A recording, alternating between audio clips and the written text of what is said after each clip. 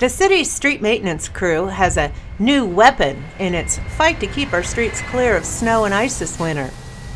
Staff recently tested the stuff, called brine, on the hills in the Somerset development in northwest Reno. As many chefs know, brine is a mixture of salt and water. The city garnered a federal air quality grant to purchase the brine equipment for the trucks and to make the salt brine solution at the Public Works Corporation yard. It'll make a big difference when you put the salt and sand down.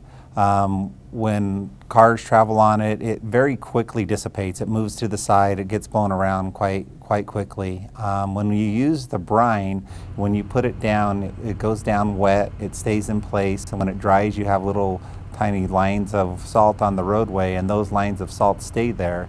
So when the snow comes back in, it wets that brine and it reactivates it, and so the road will actually be clearer because the snow won't freeze to the roadway like it does when you don't use brine. So it should be much easier to plow.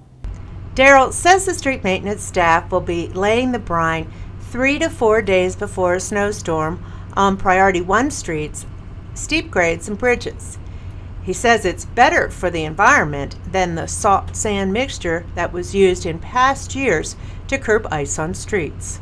Environmentally, it'll make a big difference because we won't be putting out nearly as much salt and sand. When you put the sand out there and the traffic travels on it, it gets smashed and smashed and smashed, and then it becomes air particulates. And so by just putting out the salt brine ahead of time, we won't have to use nearly as much salt and sand on the roadways after we plow, because we'll be able to get down the roadway much quicker.